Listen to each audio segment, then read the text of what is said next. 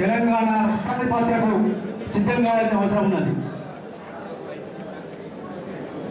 పెద్దలు చేసేందుకు చెప్పినట్టుగా తెలంగాణ ఉద్యమానికి 3 పాఠశాలలు ఉంటే మొత్తం తెలంగాణ సమాజంలో 3 పాఠశాలల్లో కలిసి పనిచేస్తున్నది. 3 పాఠశాలల్లో 3 భాగాలలో భాగం పంచుకున్నది కొందరు మాత్రమే. అందులో తెలంగాణ జర్నలిస్టులు, ఆ తర్వాత కేబుల్ ఆపరేటర్లు. భావవ్యక్తిలో 10 ఏళ్ల నుంచి భావవ్యక్తి మేధావులు చేస్తూ ఉంటే మేధావులతో సమానంగా మేధావులు మాట్లాడిన ప్రతి మాటని ప్రతి ఇంటికి ప్రతి గుండెకు చెప్పేది తెలంగాణ కేబుల్ ఆపరేటర్లు మాత్రమే. సీమాంధ్ర మీడియా అంతా కూడా ఏకపక్షంగా ఏకధ్రువంతో పోతా ఉంటే తెలంగాణ ప్రజల గుండె చప్పుడుగా నిలిచింది తెలంగాణ గ్రామీణ ప్రాంత కేబుల్ ఆపరేటర్ మాత్రమే.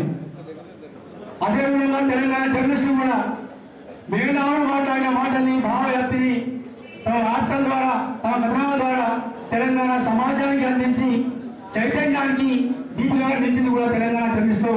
అందులో వరంగల్ జిల్లా జర్నలిస్టులు చాలా ముందు ఉన్నారు. అదేవిధంగా రెండవది తెలంగాణ ఉద్యమం జరుగుతున్నది.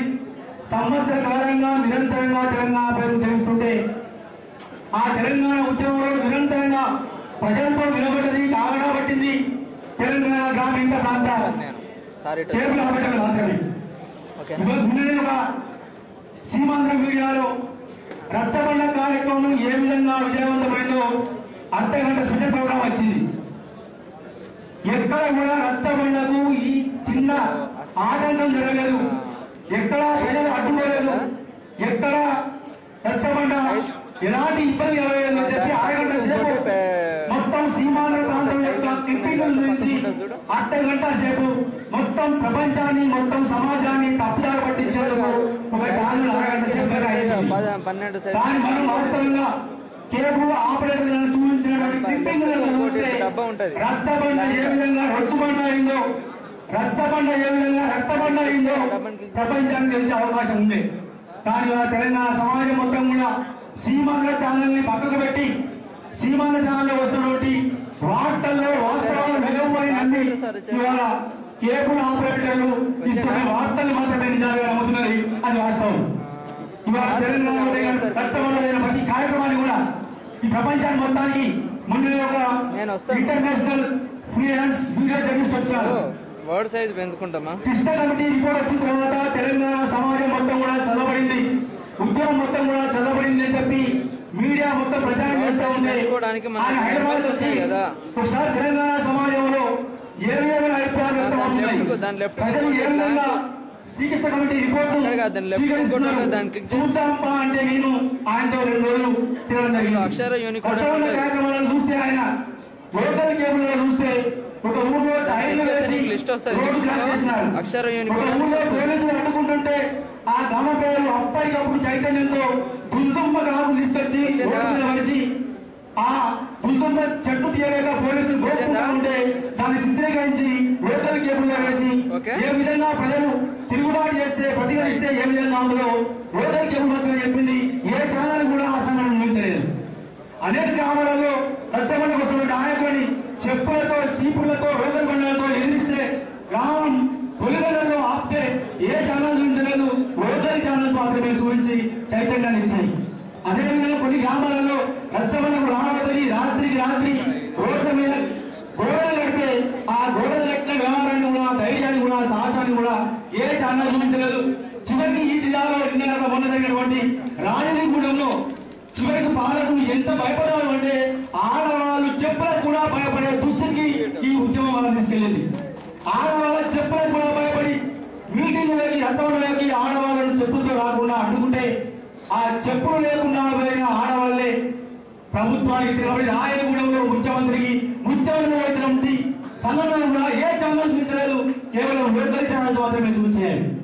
అదేవిధంగా అదే రాయగూడెంలో ఆ మహిళలను ధైర్యించినటువంటి ఆ మహిళలకు స్ఫూర్తించినటువంటి జర్నలిస్టులు మొట్టమొదటి భాషను వేస్తే ఇవాళ ఏ ఛానల్ కూడా ఆ సంఘటన ఉంచకుండా బ్లాక్ చేసి రచ్చబండ మొత్తం సజావుగా జరిగిపోయింది. ఇలా తెలంగాణ సమాజం మొత్తం కూడా నిద్రపోయి ఉన్నది, చైతన్యం లేకుండా ఉన్నది అని చెప్పి చూపించే ప్రయత్నం చేస్తా ఉన్నాయి. ఇవాళ మనం సహాయ నిరాకరణ అనేది అంతిమ ఆయుధంగా వేసి ప్రకటిస్తే గంట క్రితమే హైదరాబాద్ లో governor Narasimhan, DGP, chief secretary ముగ్గురు కూడా కూర్చొని ఉద్యోగుల యొక్క ఉద్యోగ సంఘాల నాయకుల యొక్క ఒక్కొక్కరి చరిత్రని ఒక్కొక్కరికి ఉన్నటువంటి రూపోల్స్ని అవన్నీ కూడా ఫైల్ తెప్పించుకొని వాళ్ళని ఏ విధంగా అణిచివేయవచ్చు, ఏ విధంగా అరెస్ట్ చేయవచ్చు, ఏ విధంగా కేసు పెట్టవచ్చు అని ఆలోచిస్తున్నామంటే తెలంగాణ సమాజం యొక్క చైతన్యానికి ఈ ప్రభుత్వాలు ఎంత భయపడుతుందో మనం అర్థం చేసుకోవచ్చు. కానీ చైతన్యానికి అర్థం పడుతున్నది కేవలం లోకల్ కేబుల్ ఆపరేటర్ తప్ప సీమాంధ్ర మీడియా కాదని మనం గుర్తు చేసుకోవాల్సిన అవసరం ఉన్నది. అందుకే ఇవాళ లోకల్ కేబుల్ ఆపరేటర్ తెలంగాణ ఉద్యమంలో ఉన్నటువంటి బాధ్యత మామూలు బాధ్యత ఉద్యమకారులు ఫుల్ టైం పనిచేస్తున్న ఉద్యమకారులు ఏ విధంగా బాధ్యత నిర్వహిస్తున్నారో అంతకంటే ఎక్కువ బాధ్యత మీరు నిర్వర్తిస్తున్నారు. తప్పనిసరిగా తెలంగాణ సమాజం రాబోయే రోజులలో మీరు తప్పనిసరిగా రుణపడి ఉన్నది, మీ రుణాన్ని తప్పకుండా తీర్చుకుంటుంది. కాబట్టి ఇవాళ ఉన్న ఇబ్బందిని దృష్టిలో పెట్టుకొని, ఇవాళ ఉన్న సమస్యలు ముందు పెట్టుకొని మనం వాటి గురించి ఆలోచించకుండా తెలంగాణ సమాజం బాగుపడడానికి, తెలంగాణ రాష్ట్రం ఏర్పాటు కావడానికి మన వంతు సహకారాన్ని ఇంకా ముందు కూడా కొనసాగించవలసిన అవసరం ఉన్నది. ఇవాళ తెలంగాణ సహాయ నిరాకరణ అని అంటున్నాం, కానీ మీకు మాత్రం మీరు రిక్వెస్ట్ చేస్తాం తెలంగాణ ఏజెన్సీ రెండు పాత్రలు ఒకే సమయంలో పోషించవలసిన బాధ్యత తెలంగాణ కేబుల్ ఆపరేటర్ల మీద, ఎంఎస్ఓల మీద ఉన్నది. ఒకవైపు సహాయ నిరాకరణ చేస్తుంటే ఇంకోవైపు సహాయం చేయవలసిన బాధ్యత మీద ఉన్నది.